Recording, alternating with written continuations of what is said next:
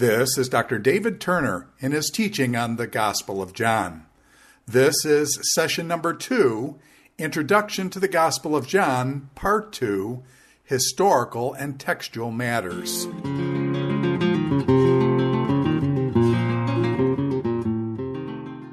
Hello, we're back to the Gospel of John again. In our second video, our first video was attempting to introduce you to theological and literary aspects of the Gospel.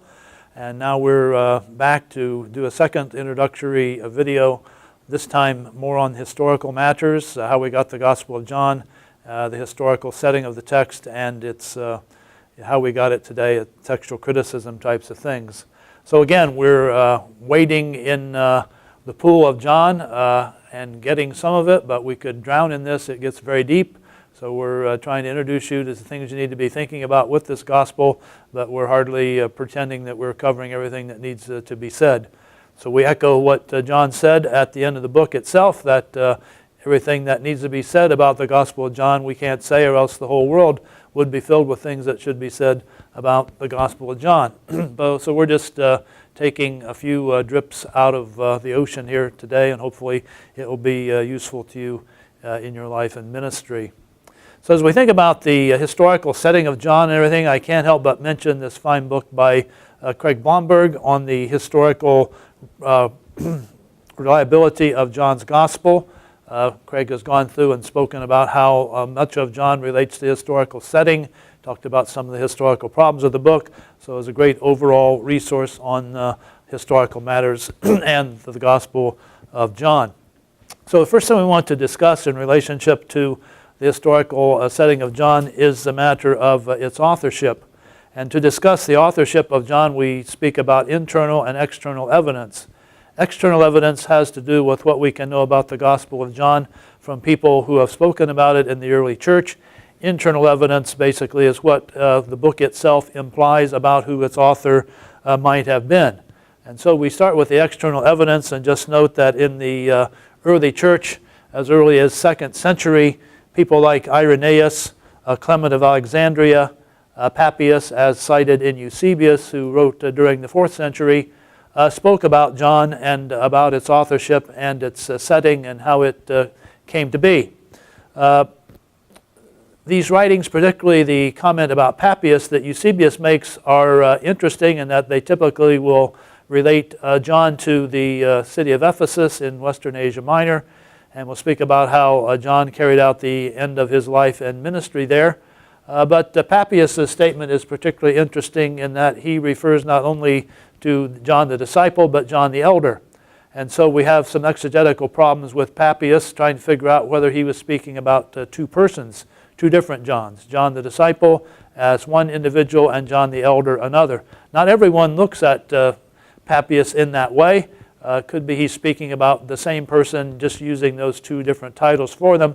But if you want to delve in this more fully, this is a matter of some consternation, trying to figure out exactly what Papias was referring to as far as John the elder.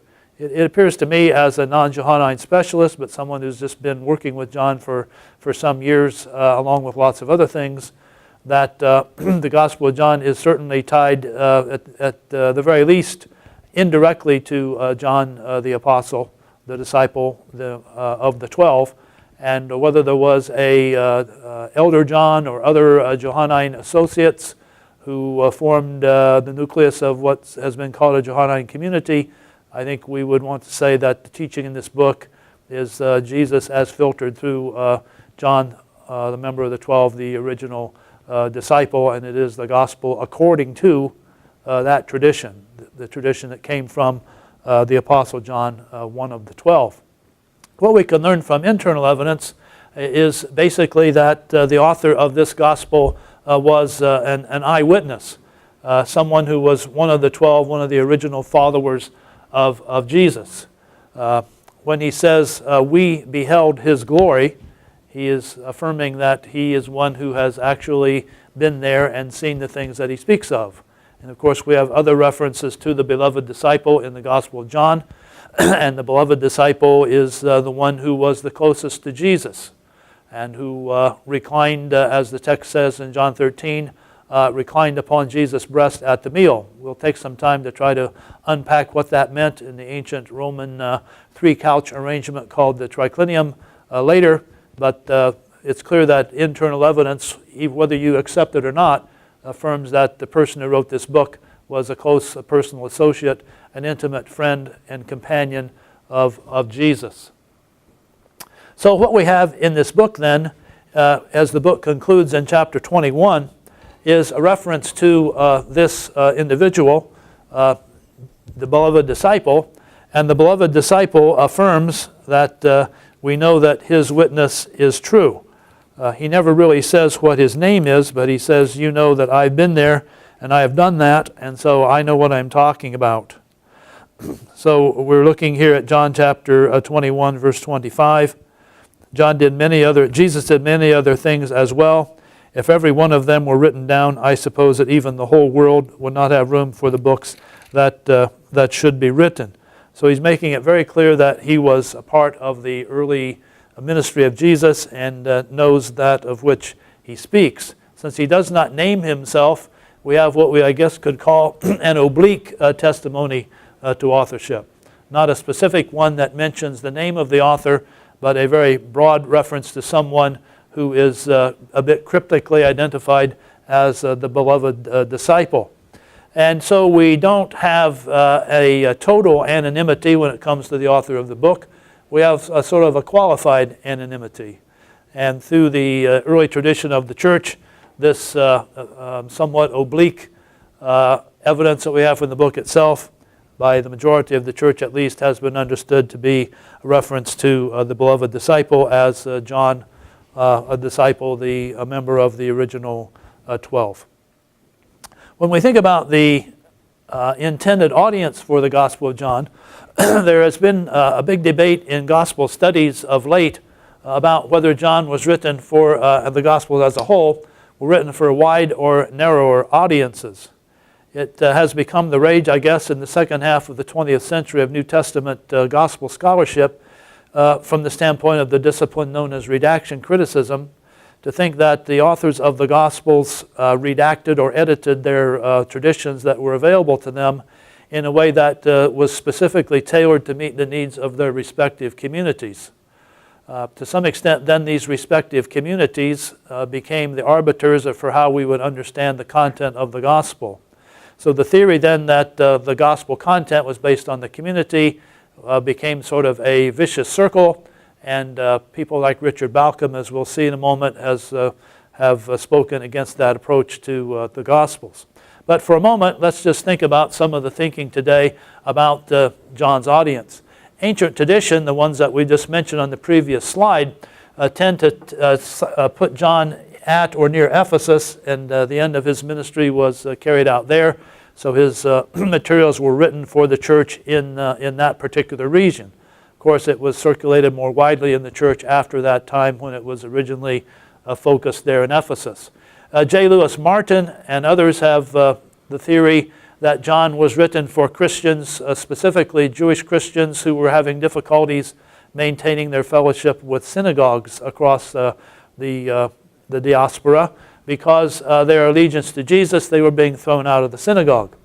So Martin was of the opinion that texts like John 9, which refers to the blind man whom Jesus healed, and texts like chapter 12, verse 42, which refers to those who had believed in Jesus but would not publicly let that be known because they would be thrown out of the synagogue if it were known. And in chapter 16, where Jesus warns the disciples that they will be persecuted and that their persecution will include them being thrown out of the synagogue.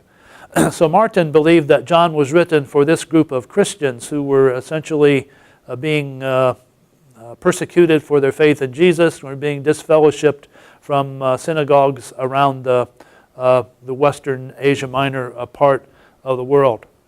A current thinking that goes against that is based on a book by Richard Balcom entitled The Gospels for All Christians. And Balcom has edited the book and written the first chapter of it. His article is called The Gospels for All Christians.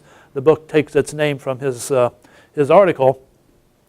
And Balcom has said that the the idea that the Gospels were written for tiny little communities, and then the tiny little communities that have been theorized then become the whole basis for the exegesis of the book, is a vicious circle. And so the hypothesis is confirmed by the data because the data confirms the hypothesis, and so it's what I've been hearing called recently confirmation bias. That if you have a theory about something, then you tend to think that it's you can prove it by the evidence because you're looking at the evidence strictly from the standpoint to prove the theory that you have going in. So Balcom has amassed some evidence in this book about why all four of the Gospels were written not for individual cell groups in this little town or this little place or one particular class of Christians within the Roman Empire, but these Gospels were written for all Christians. And so the Gospels' differences are not explained by the differences amongst the audience, but the differences in the Gospels are explained by the author's individual stress that he or she wanted to make. So the focus then is more on the individual author's estimate of what the church as a whole needed, and the Gospels were then written with some awareness of the other publications, but were written not so much for one little bit of the audience, but for what the author thought the church as a whole needed to hear. So this is a fine book on this topic and contains some other interesting articles as well about how ancient literature was circulated in the Roman Empire and how the Gospels could have been widely circulated, not simply in one little area, but across the empire in a fairly rapid time. So Balcom's argument sort of is the antithesis of what Martin and others were saying about a narrow audience for John. One thing that we would all notice is that the Gospel of John is a very Jewish gospel. It has many Jewish features in it. We probably would hear some people say John is the most Jewish of the Gospels, and then we'd hear people say, no, Matthew is the most Jewish of the Gospels. So I don't know how we're going to resolve that difficulty. They both have their different ways of showing how Judaism impacted Jesus and how Jesus was the Messiah of Israel. And I don't know that we need to even debate that question anymore. But it's quite clear that there are lots of Jewish features in John, and John is constantly referring to the Old Testament by way of allusions or quotations. The prologue to John's Gospel clearly ties Jesus to Genesis chapter 1, clearly ties Jesus to Moses, clearly ties John the Baptist, Jesus' forerunner, to Malachi and to Isaiah chapter 40. So we have many Old Testament roots in this gospel that can't be gainsaid.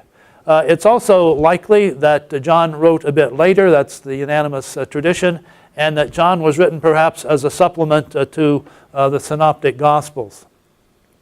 We seem to have not only the idea of that would be true just from sort of guessing at it, but from a statement about how the Gospel of John began, what we'll talk about in a little bit more fully.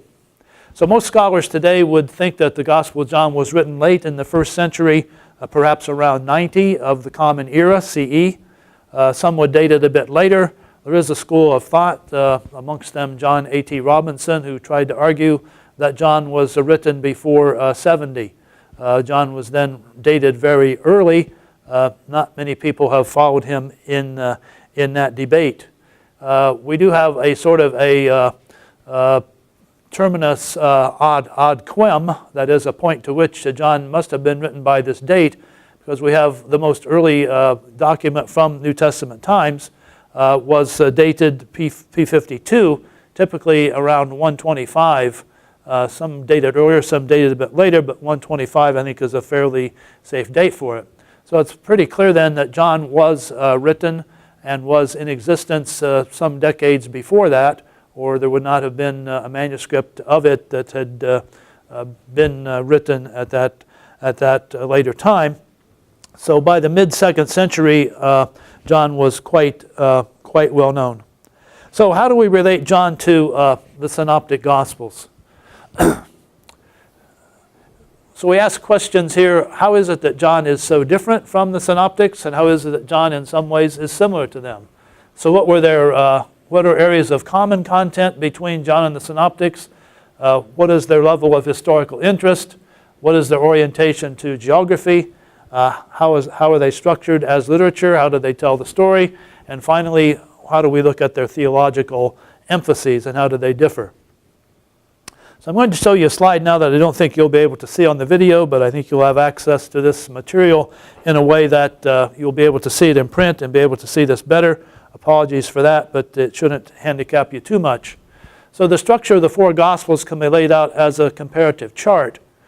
And when we think about the way in which they're laid out, they clearly both talk about the public ministry of Jesus and about the passion in Jerusalem, leading to the resurrection of Jesus and things that happened after that.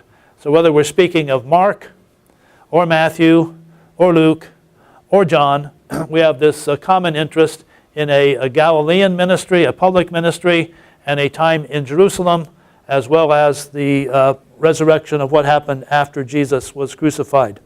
To get to the heart of the matter, this next slide, which I think you are able to see, again, consult your written materials to see the previous slide.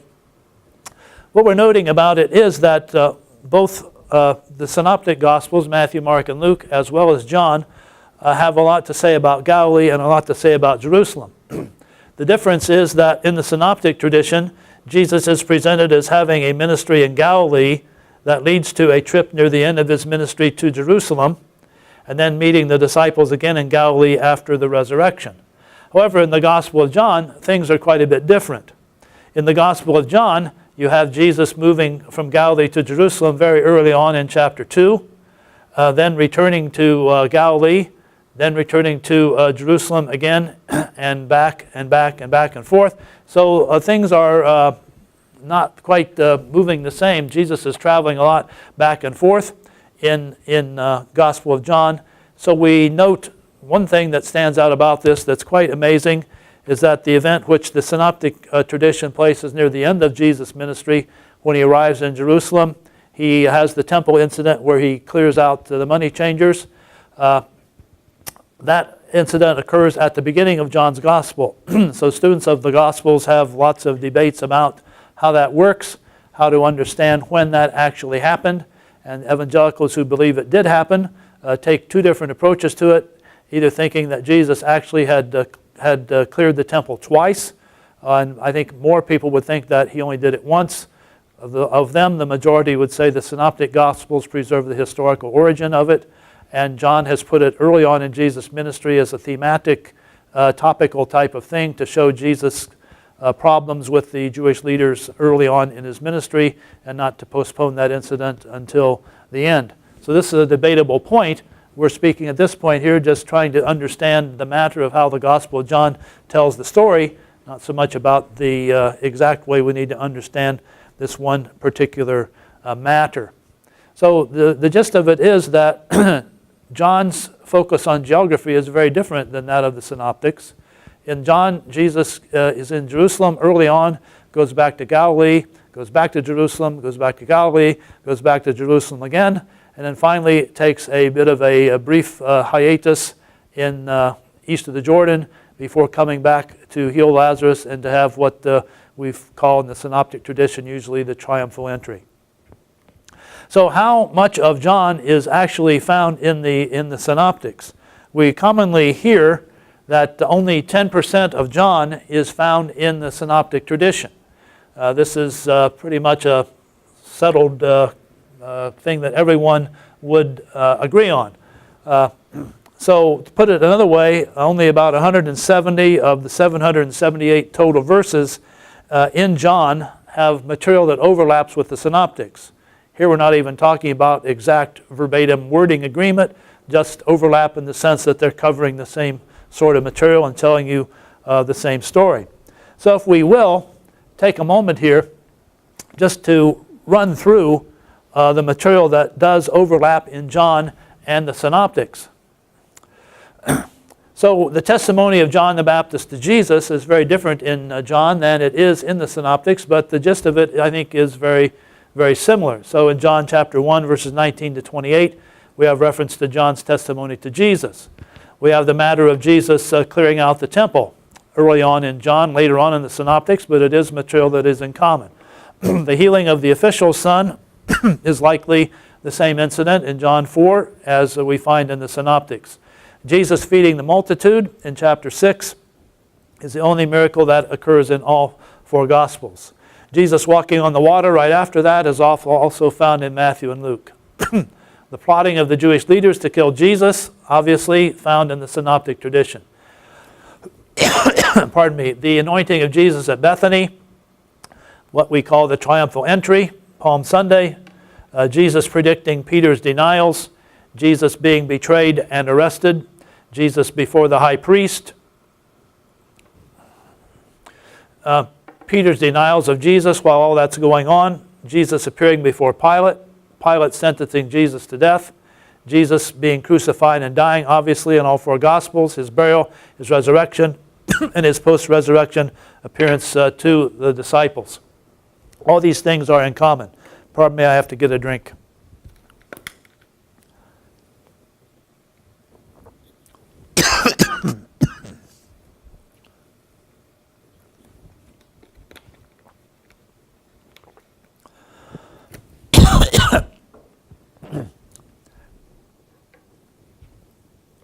So all of this information that we noted just a moment ago, moving through very rapidly, shows us that although John is quite different, there are a number of things that John has in common with the synoptic tradition.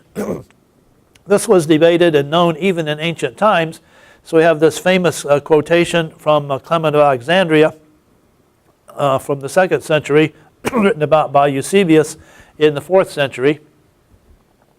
And it's translated like this: John, last of all, conscious that the outward facts had been set forth in the synoptic Gospels. I added the word synoptic. That is his reference. That's obviously not a term that Clement used.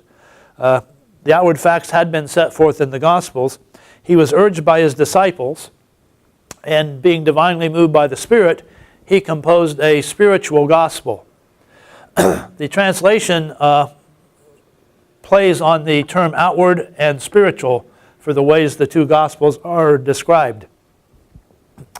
The original language of Clement spoke of basically a distinction between somatic and pneumatic. That is to say, external or outward things versus internal or spiritual things.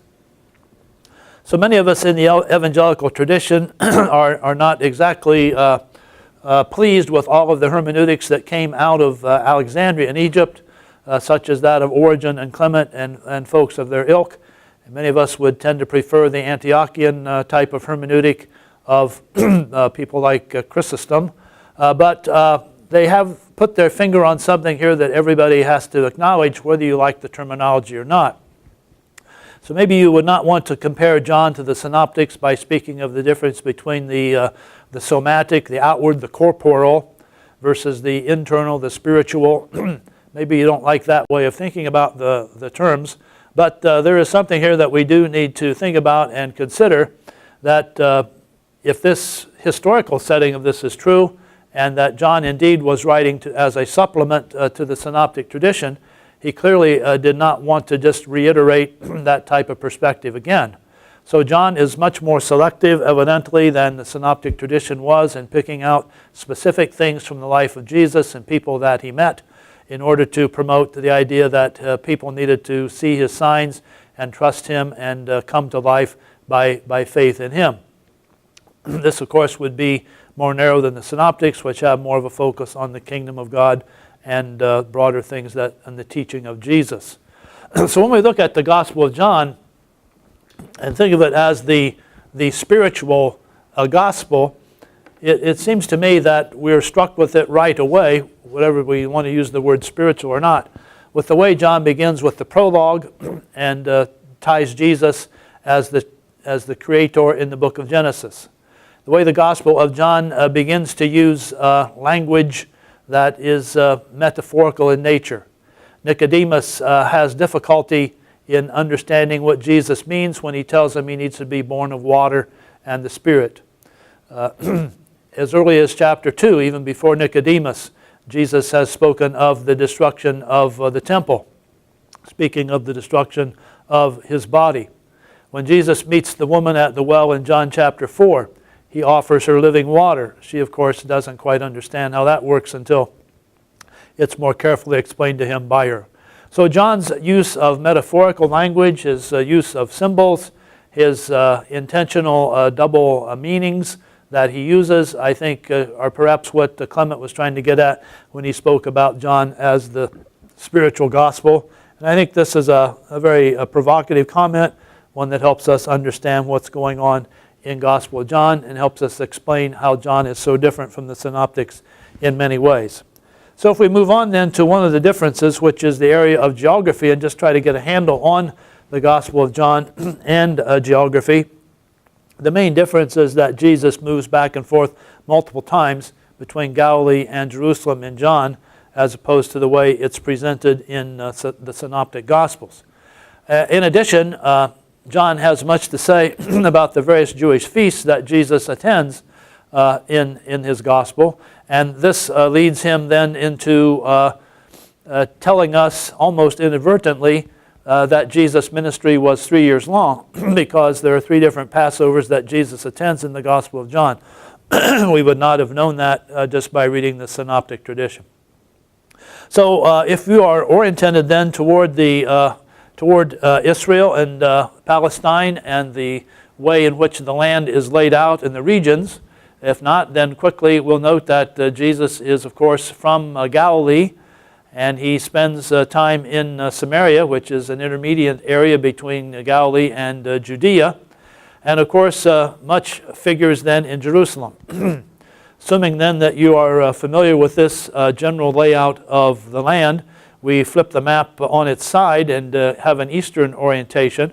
I think this orientation is perhaps preferable in many ways to the north-south map that those of us in the Western world are more used to, because I think it is more related to the actual way they thought then, with the Mediterranean Sea being the frontier.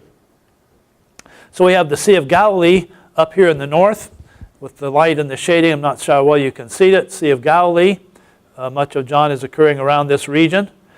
We have the Jordan River Valley, which this nice topographical map shows us as a geological rift, leading us then to the lowest spot on the face of the earth, the Dead Sea, around 1,200 feet, 1,300 feet below sea level.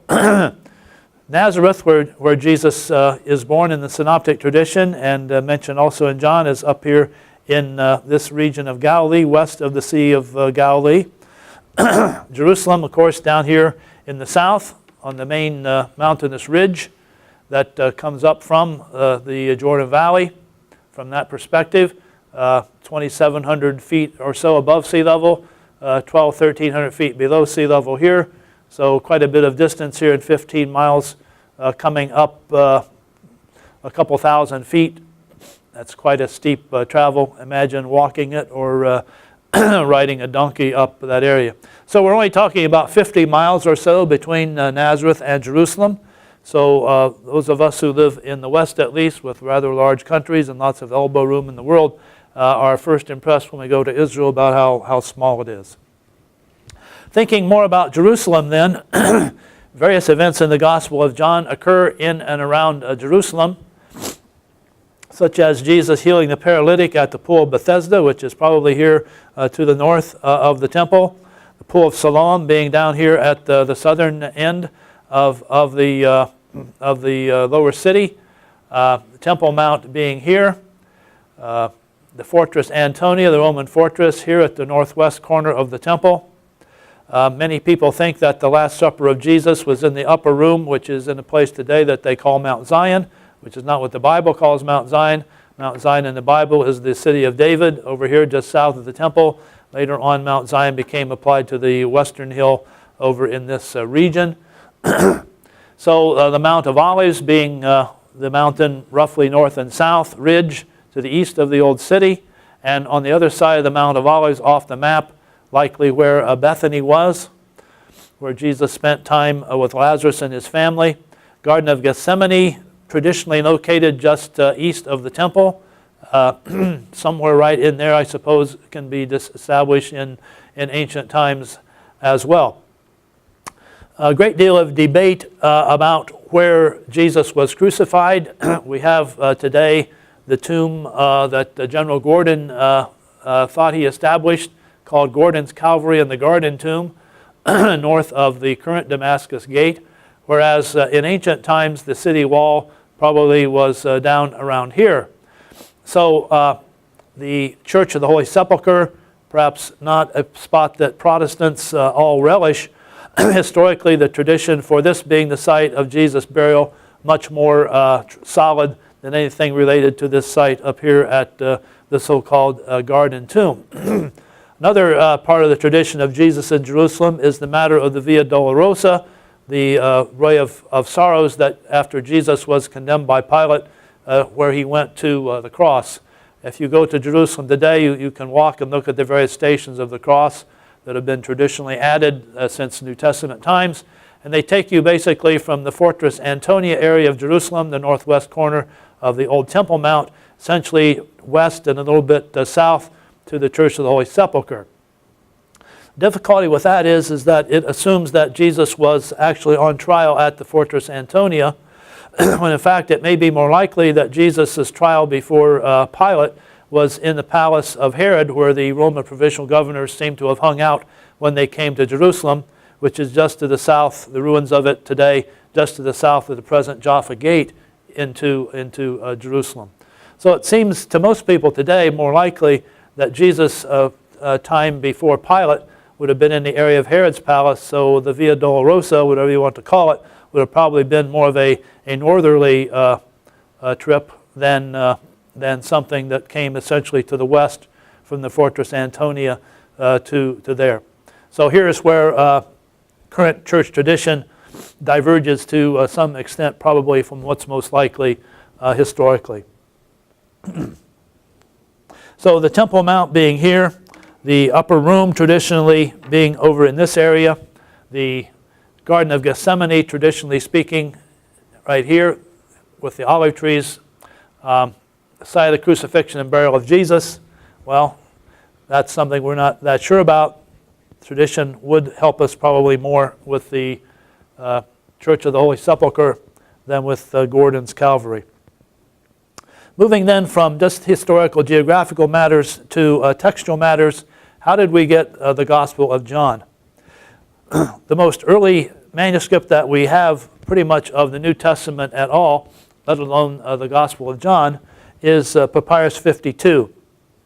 This is called Papyrus 52 recto. The next slide, Papyrus 52 verso, have to do with the way in which you see the fibers on the sheet being horizontal. This was like the front of the sheet, easier to write on the papyrus when the fibers are running horizontal than when it's running vertically.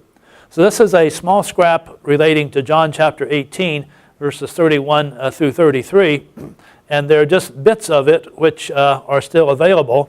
The parts that you see underlined in the translation here are the parts that we have actual Greek words for in the manuscript. For example, the statement that the Jews said to him, "It's not lawful for us to put anyone to death."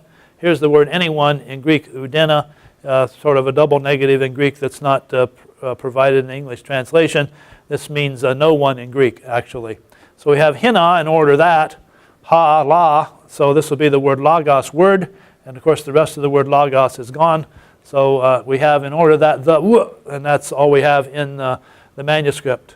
So it's very interesting that some people devote their lives to study these types of things and help us understand the rest of us who aren't as devoted to this very important discipline. I'm not sure how easy it was to determine that this little scrap actually contained the Gospel of John, but it's quite clear that it does. Here's the back side of the same scrap with the same fragmentary material, this time from John 18, verses 37 and 38. Notice we only have like the one couple letters here of the word oudena again, nothing in Pilate's comment. I find nothing wrong with Jesus. So as New Testament manuscripts are available to us, we have others that are much more full in terms of the Gospel of John. Here is the Gospel of John in Papyrus 66 from around 200 of the Common Era. And those of you who can read Greek can see clearly up here the title, Euangelion Kata Ioannein. And we have here the beginning of the Gospel of John, NRK ein halagos. This portion right here is the portion from John chapter 12. He gave to those who believed in him exousion, authority, tekna, theou, children of God, genesthai, to become. One thing that ancient manuscripts did that we don't seem to do much anymore is they had quite an interesting shorthand approach to writing sacred names, nomina sacra.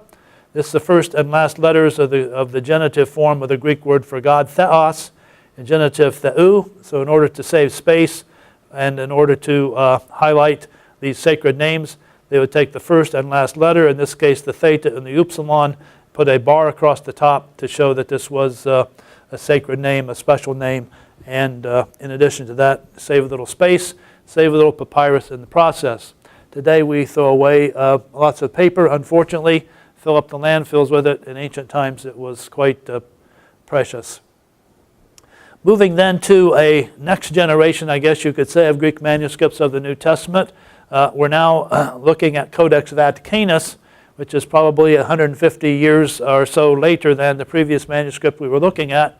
You can tell that the person who did this manuscript was a person who had some leisure and some skill in terms of artistic endeavor. So here is where Gospel of John begins. And here we have a little bit of decoration. Same words, NRK, ein halagos. Here is how the Gospel of John ends. That the world itself could not contain all the books that ought to be written. Kata Ioannein, according to John, the way we have the end. So by now people are professionals at copying manuscripts, whether they're monks or scribes or whatever, scribal monks, and they are doing a much more ornate job of it. We skip over the entire period of New Testament manuscripts known as the monaschical period, where manuscripts became even more ornate, even more carefully done, and go to the beginning of the printed era around 1455, when the printing press was invented and Gutenberg Bible came out. And here's where Gospel of John begins with the words, in principio erat verbum, in the beginning was the word, in Latin. And looking at it a bit more carefully here, a little bit more of a close-up. Here it is again.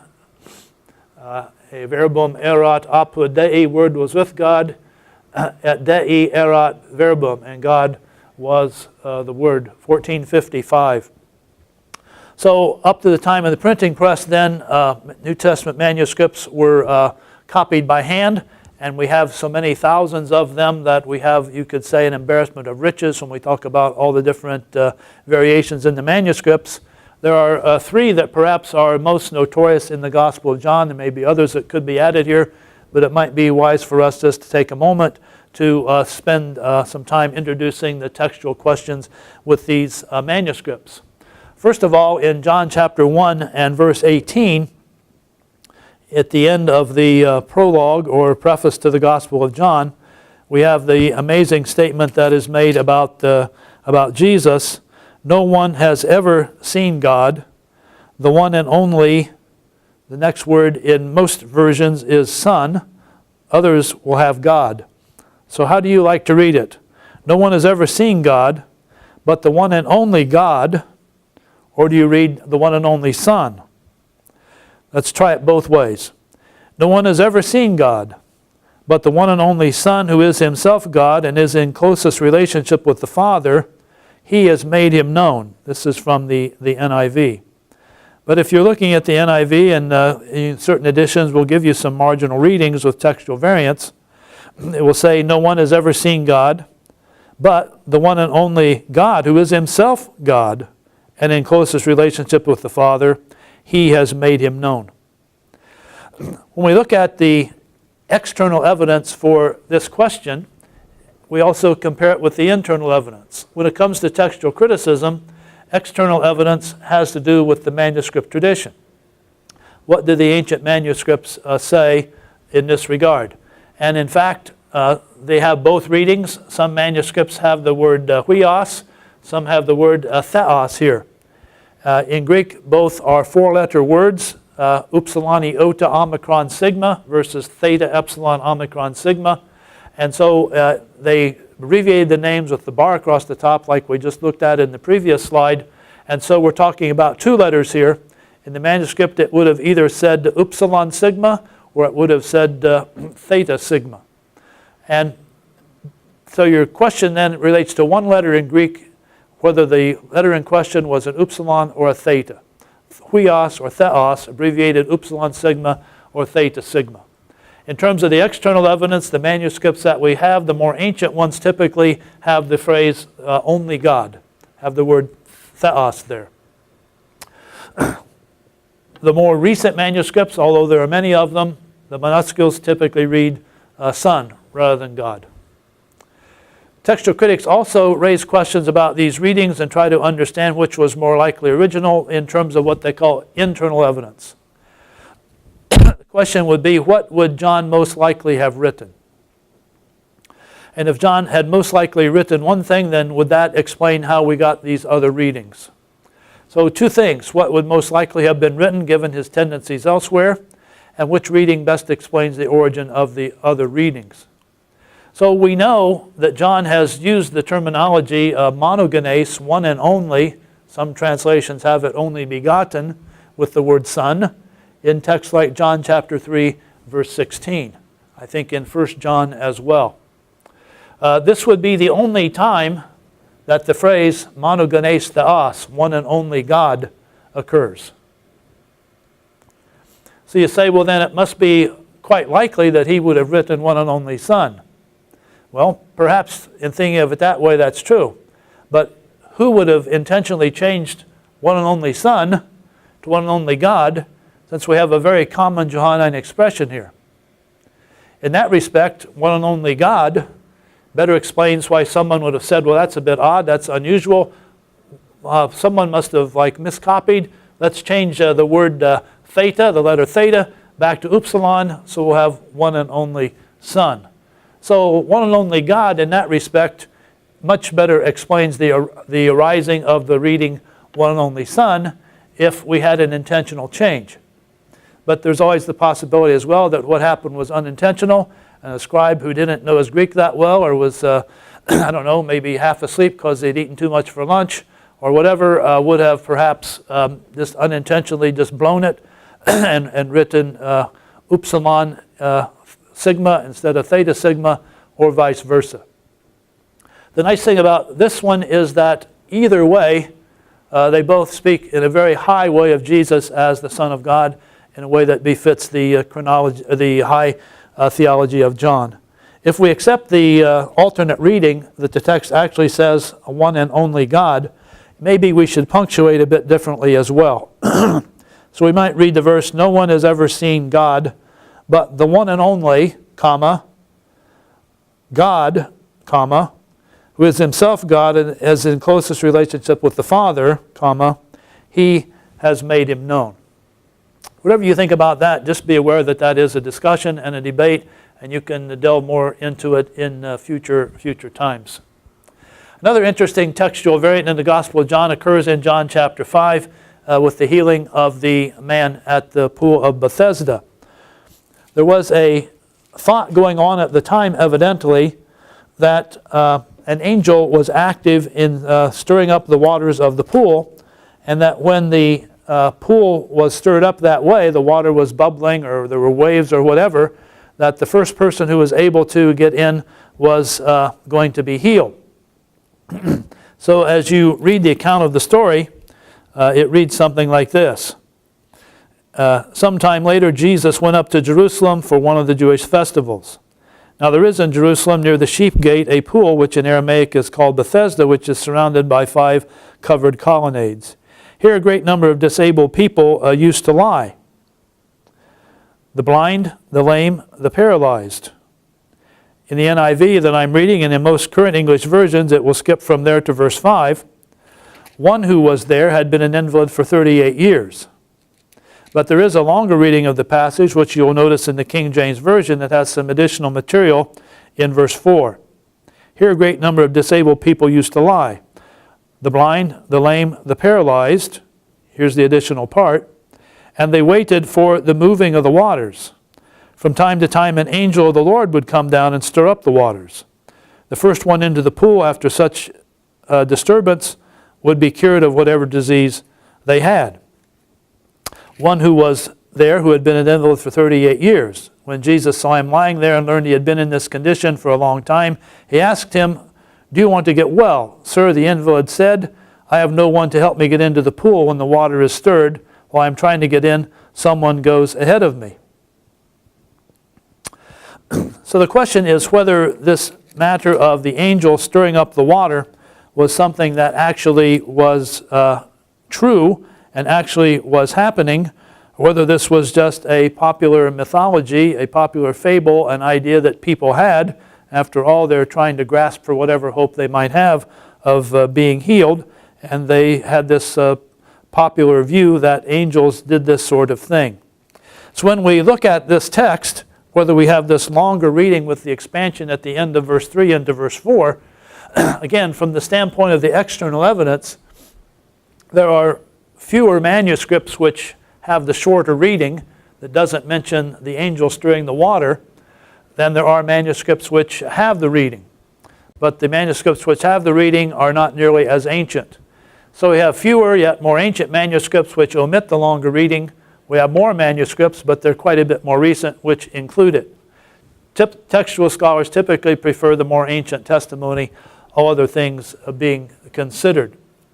From the standpoint of internal evidence, I guess we would want to ask ourselves the question, how would something this large of a chunk, which in terms of several words here, such as this entire reading, they waited for the moving of the waters. From time to time, an angel of the Lord would come down and move the waters. The first one into the pool after each disturbance would be cured of whatever disease they had. Something that large would not have dropped out of the text unintentionally, nor would have been added in some unintentional way. So we're looking here at something that was evidently quite intentional. So then in terms of internal evidence, we don't have to worry about it being an accident. It is intentional either to take it out or to put it in. Here I guess we begin now to think in terms of internal evidence about the biblical theology as we understand it and how God uses angels to accomplish His will with His people. After all, the book of Hebrews tells us, are they not all ministering spirits sent forth to minister to those who shall be the heirs of salvation? So from what we know of the way angels are used by God in the rest of Scripture, does what we read here in John chapter 5 verse 4 in this longer reading comport? Does it fit into what we seem to know about the character of God and His plan for angels? Billy Graham, I think, called angels God's secret agents. That was a pretty good word for them, wasn't it? So was there a divine secret agent who would stir up the water and then sit and watch to see who could get in first to heal them? I don't know how you picture this event, but it almost pictures to me like a Monty Python sketch. Perhaps you've not heard of the British comedy troupe Monty Python, but they did lots of ridiculous, crazy things, and this almost seems to me like something they would do. Frankly, I have to say to you that at first blush, this doesn't sound to me to be the way God operates with angels in the Bible. Seems like this would be actually a rather cruel way for God to operate, to only extend healing to a person who in some way or another could manage to manipulate themselves into the pool, and all the rest of the poor, wretched people there trying to be healed would be disappointed because they couldn't quite flop into the pool as quick as the other person did. So to me, this just doesn't pass the internal test.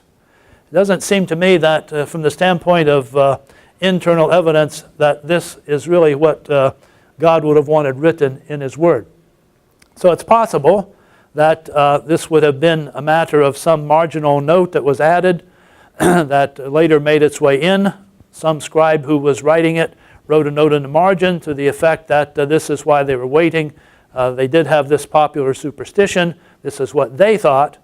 But I don't think that I would personally grant that this is originally part of the Gospel of John, because it just doesn't pass the theological smell test to me. You may differ in that respect. We're not trying to be dogmatic here, but trying to get you to think about these issues. So here's another one of the textual issues in John that you will find information about when you're studying chapter 5. Perhaps the biggest issue in John textual issue is in John chapter 7, the last verse in 7. than the first 11 verses of chapter 8. The story of the woman who was taken in the act of adultery and brought to Jesus as a pretext to get him in trouble, to get him to say something that would be controversial, get him to say something to contradict Moses perhaps, to get him into a deep trouble. So John 7:53 to 8:11 is often called the pericope de adultera. That's Latin for pericope of the adulteress, and you can take out the preposition de, put it in the genitive case, adulteri, you got the same thing, the pericope about the adulterous woman. So from the standpoint of external testimony, once again, second verse same as the first, the more ancient manuscripts do not include this chunk, this section. Many manuscripts do include it, but they are manuscripts which are comparatively much more recent. Those are the manuscripts which were available to the authorized version, the King James Version, at the time, the so-called Textus Receptus. So those relatively few manuscripts, relatively late ones, had this in it, so it entered itself into the King James Version. However, the pericope, the scene, is not found in more ancient manuscripts that are available for the most part. So many scholars doubt the authenticity of the reading from the standpoint of external evidence. Other thing about external evidence that's interesting about this pericope is that some manuscripts which have it have inserted it at other places in the Gospel of John. Some manuscripts which have it have inserted it at other places in the Gospel of Luke. So this in some ways is a sort of a floating scene that appears in the manuscript tradition at 3 or 4 various places, in addition to where we find it in most of the manuscripts that have it here at John 7 and John chapter 8. Another interesting thing about the manuscript from the standpoint of external evidence is that many manuscripts which do include it have it marked up in the margins. They would put in ancient times obelisks along the margin of a disputed reading, and some of the manuscripts which have the reading in it have included it, but have marked it. So like reader beware here, this may not be the real deal. From the standpoint of internal evidence, there are many unique words here that occur only here in the Gospel of John, and some things that the wording that is done in a way that makes people think it's not something that the original author of John would have written it in this particular way using these particular words. To my mind, the most important thing about the pericope, and leads me to think it was not originally a part of the Gospel of John, is the way in which it sort of gets in the way of the story. If you read along the story in John chapter 7 into John chapter 8, it's a very tumultuous time in Jesus' ministry. He's come into Jerusalem, and he's there for the Feast of Booths, Tabernacles, Sukkot. And so he's beginning to teach, and people are just going every which way and responding to him. Some think he's the Messiah, some don't. Some think he's not qualified to be because he's not from Bethlehem. And there's all these messianic opinions floating around when you read the story in John chapter 7. So chapter 7 leads the religious leaders to try to get Jesus arrested so they can bring him in and check him out. But the arrest party they send doesn't exactly arrest him. In fact, the people who sent to arrest him were evidently so in awe of his teaching that they were unable to carry out the act. So that story begins at 7:45. The temple guards went back to the chief priests and Pharisees, who asked them, "Why didn't you bring him in?" "No one ever spoke the way this man does," the guards replied. "You mean he's deceived you also?" the Pharisees retorted. "Have any of the rulers of the Pharisees believed in him?" "No. This mob that knows nothing about the law, there's a curse on them." So now our friend Nicodemus makes an appearance again at 7:50. Nicodemus, who had gone to Jesus earlier and who was one of their own number, asked, "Does our law condemn a man without first hearing him to find out what he has been doing?" They replied, "Are you from Galilee too? Look into it. You'll find that a prophet does not arise out of Galilee." Now if we move from that directly to chapter 8 verse 12, we flip back to Jesus. Jesus spoke again to the people. He said, "I am the light of the world. Whoever follows me will not walk in darkness. He will have the light of life." The Pharisees challenged him, 8:13. "Here you are, appearing as your own witness. Your testimony is not valid." When you read the text in this way, from 752 right to 812, it seems that the text makes sense. However, when you read it with the including 753 to chapter 8, verse 11, it seems to flop back and forth in a way that is quite odd. So it would go like this if we include the scene about the adulteress. Nicodemus makes his comment. Shouldn't we at least, find out what he's been doing before we make a decision? They replied, "Are you from Galilee too? Look into it. You'll find that a prophet does not come out of Galilee." Then they all went home, but Jesus went to the Mount of Olives. At dawn, he appeared again in the temple courts. So it's right there, that little abrupt shift from them going home, but Jesus going to the Mount of Olives, then he appears again the next day. It's like too many things are happening all at once, and the literary unity of the text seems to be destroyed. Similar thing at the end, because Jesus has been talking to the leaders about the woman and to the woman about the leaders. When you read the pericope, as you recall, he's writing in the ground a couple of different times, and he makes the decisive remark in chapter 8, verse 7, "Let any of you who is without sin be the first to throw a stone."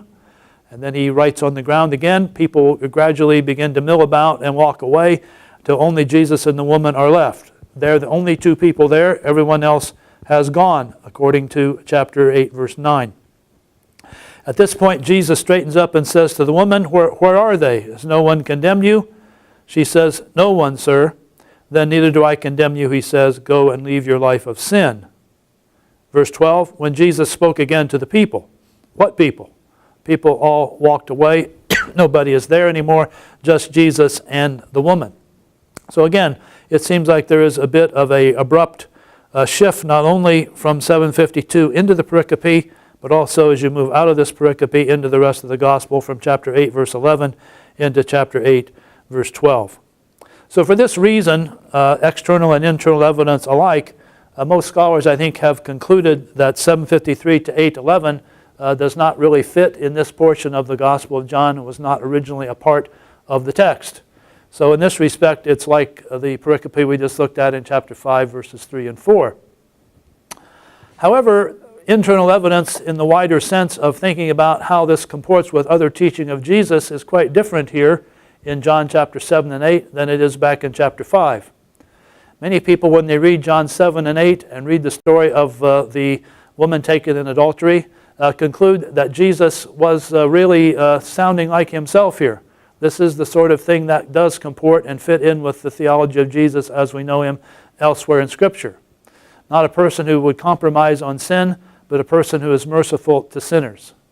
A person who is most callous in his remarks to the religious people, the religious leaders, but tends to be quite kind and gentle to common people who are caught in sin, but who are willing to turn away from it.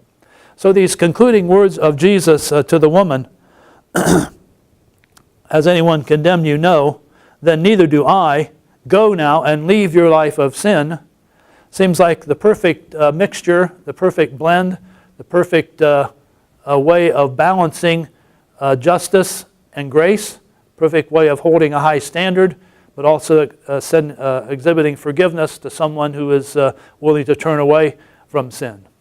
For this reason, and from the fact external evidence-wise that this passage is found in other books of the New Testament here and there in some of the ancient manuscripts, many have concluded that this passage was originally tied back to a real tradition from the days of Jesus, that this really happened.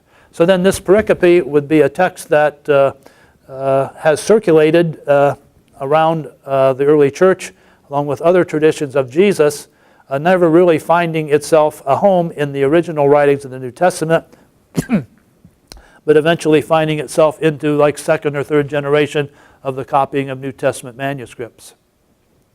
For that reason, it's likely that this does represent truth from the historical Jesus, but not something that occurred originally in the Gospel of John. So those of you who are listening to the video now, watching the video, with a very strong doctrine of sola scriptura, might doubt that you should ever even teach this passage in the church. I guess I would be a bit more moderate than that and teach the passage just the same, at the same time being aware that it wasn't originally in the Gospel of John as best we can tell. So this concludes our second video on the Gospel of John in its introduction. In this video we've been talking about the historical setting of John, how we got it, some of the geographical features of the book, and also the way in which the book came down to us, some of the textual problems. Hope you've enjoyed it. We'll see you soon for John chapter 1.